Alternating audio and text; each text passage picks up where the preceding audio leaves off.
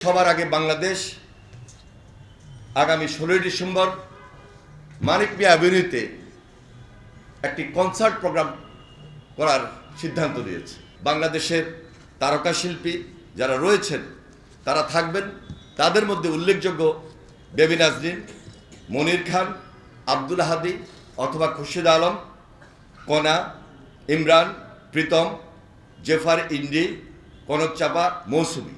তাছাড়া দলীয় শিল্পী ব্র্যান্ড আর্টিস্ট যারা রয়েছেন তাদের মধ্যে Nagar Baul James, Different Touch, Ark, Souls, Shironamhin, Artcell, অ্যাবোয়েব রাফা, সোনার বাংলা সার্কাস। বিগত এই 16-17 বছর আসলে আমরা আমাদের মনের মতো করে এই দেশবাসী বিজয়ের দিন 16ই ডিসেম্বর উদযাপন করতে পারি নাই। বাধা ছিল, বিপত্তি ছিল এবং অনেক ক্ষেত্রে একটা বাধা বিপত্তি এমন পর্যায়ে গিয়েছে যে স্বাভাবিক এবং স্বাধীনভাবে এই বিজয়ের দিনগুলো উদযাপন করা যাবে না।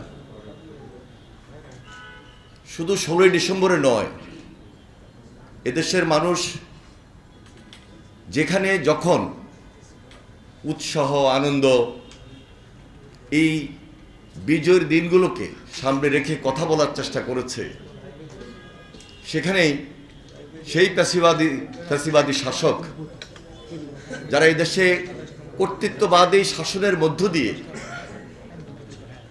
এই দেশের মানুষকে জিম্মি করেছে,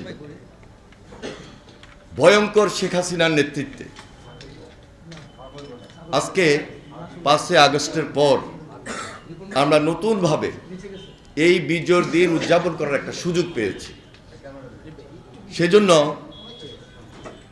এই বিজয়ের মাসে 16ই ডিসেম্বর আমাদের সামনে রয়েছে। আমরা সার্বজনীনভাবে 16ই ডিসেম্বরকে উদযাপন করার জন্য,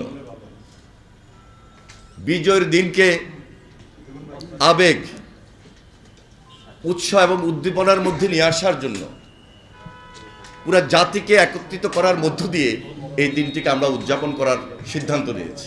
এই দিনটিকে শুধু জাতির সামনে উপস্থাপন করা এটি শুধু আমাদের কাজ নয়। এই প্রজন্ম, বিশেষ করে যারা এই যুগের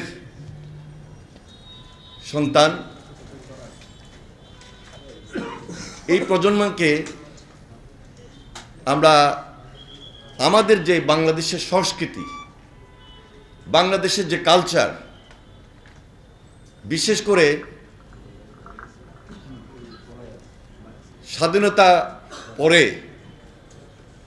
যেই স্বাধীনতা যুদ্ধে আমাদের দেশের মানুষ লড়াই করেছে, সংগ্রাম করেছে, আত্মাহুতি দিয়েছে, পাকিস্তান থেকে, পাক হানাদার বাহিনীর থেকে বের হয়ে পার্শ্ববর্তী আরেকটা দেশের গোলামি করার জন্য নয়।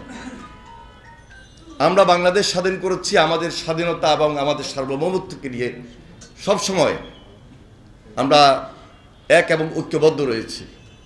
আজকে যখন বাধাগ্রস্ত হয়েছি, সেই বিদায় এই প্রজন্মকে আবারও এই বাংলাদেশের সংস্কৃতিকে সামনে রেখে টার্গেট করেই হিন্দি গান বা হিন্দি সংস্কৃতি বা উর্দু গান, উর্দু সংস্কৃতি বা বিনদেশি যেই কোনো সাংস্কৃতিক অবস্থান থেকে বের হয়ে আমরা একটা দেশপ্রেমিক বাংলাদেশের সংস্কৃতি তুলে ধরার জন্য এই প্রজন্মকে উদ্বুদ্ধ করার লড়াইয়ে আজকে আমরা ঐক্যবদ্ধ রয়েছি এবং সেটি সবার আগে বাংলাদেশ নামে। সেজন্য এই সবার আগে বাংলাদেশ আগামী 16ই ডিসেম্বর মানিক মিয়া অ্যাভিনিউতে একটি কনসার্ট প্রোগ্রাম করার সিদ্ধান্ত নিয়েছে। এই কনসার্টের মধ্য দিয়ে দেশীয় সংস্কৃতির বিকাশ, বাংলাদেশের গান আমরা এই জাতির সামনে, এই প্রজন্মের সামনে তুলে ধরছি এবং তুলে ধরব। সেখানে আমরা মনে করছি যে একটা সর্বাত্মক সহযোগিতা দেশবাসীর কাছ থেকে যেমনই পাবো, আপনাদের থেকেও পাবো, এবং এই দেশ, এই দেশবাসী, এই প্রজন্ম দেশপ্রেমিক, দেশের সংস্কৃতি সব কিছুকে ধারণ করে আমরা ঐক্যবদ্ধ থাকব এবং বাংলাদেশ, উই আর বাংলাদেশ, আমরা ইউনাইটেড বাংলাদেশ, এটা আমাদের একটা স্ট্রেংথ।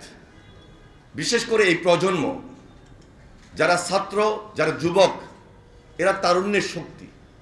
এই তারুণ্যের শক্তিকে বেদ করার কোনো সুযোগ এই দেশে কারোর থাকবে কিনা আমরা তা মনে করি না। কারণ এই তারুণ্যের শক্তিকে ধারণ আমরা করছি, তারুণ্যের শক্তিকে আরও বেশি শক্তিতে পরিণত করব দেশকে, জাতিকে ঐক্যবদ্ধ রাখার স্বার্থে এবং সংগ্রামে। আমাদের দেশের বিরুদ্ধে আজকে বিদেশি সংস্কৃতি শুধু নয়, বিভিন্ন ধরনের ষড়যন্ত্র আজকে হচ্ছে। আপনারা লক্ষ্য করে থাকবেন, যারা পালিয়ে গিয়েছে, যারা এই দেশে ফ্যাসিবাদী শাসন করেছে, কর্তৃত্ববাদী শাসক ছিল, তারা লুণ্ঠন করেছে, টাকা পাচার করেছে, অর্থ পাচার করেছে। তাদের সেই টাকা, তাদের সেই অর্থ, তাদের সেই ষড়যন্ত্র আজকে একত্রিত হয়ে দেশের বিরুদ্ধে, দেশের স্বাধীনতা এবং সার্বভৌমত্বের বিরুদ্ধে ভিন দেশের সঙ্গে একত্রিত হয়ে আজকে তারা সেই ষড়যন্ত্রে লিপ্ত রয়েছে। যার কারণে আজকে সবার আগে বাংলাদেশ আমরা প্রাধান্য দিচ্ছি। এখানে আমাদের ইউনিটি, এখানে আমাদের শক্তি, এই শক্তিকে আরো বেশি শক্তিতে রূপান্তরিত করে আমরা পুরো বাংলাদেশ একত্রিত হয়ে থাকব।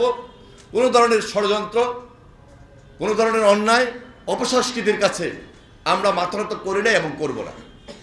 আমাদের এই সংগ্রাম আগামী দিনে আমাদেরকে আরো বেশি ঐক্যবদ্ধ করবে।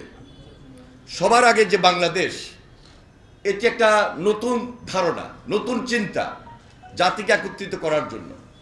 আমাদের ভারপ্রাপ্ত চেয়ারম্যান জনাব তারেক রহমান, তিনি আমাদেরকে এই ধারণাটুকু এমনভাবে দিয়েছেন, আমরা সবাই মিলে বসে ওনার সঙ্গে আলোচনা করে আজকে এই ধারণাটুকু জাতির সামনে তুলে ধরছি। ইনশাল্লাহ আমরা সবাই মিলে আগামী 16ই ডিসেম্বর মানিক মিয়া অ্যাভিনিউতে বাংলাদেশের গান, বাংলাদেশের সংস্কৃতির মধ্য দিয়ে আপনাদের সামনে, জাতির সামনে, প্রজন্মের সামনে তুলে ধরছি এবং তুলে ধরব।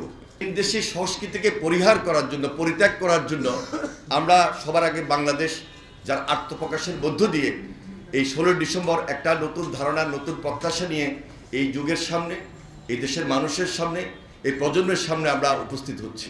কোনোভাবেই সেই সংস্কৃতি, ভারতের সংস্কৃতি, কোনোভাবেই হিন্দি সংস্কৃতি, উর্দু সংস্কৃতি, যারা পাক হানাদার বাহিনীর বিরুদ্ধে আমরা লড়াই করেছি, সংগ্রাম করেছি, যুদ্ধ করে দেশ স্বাধীন করেছি, আমরা সেই ধরনের উর্দু, হিন্দি বা বিদেশি সংস্কৃতি আমরা একত্রিত হব না। সুতরাং জয় বাংলার সঙ্গে বাংলাদেশের সম্পর্কের অনেক তফাৎ রয়েছে, যা অতীতে ছিল, বর্তমানেও রয়েছে।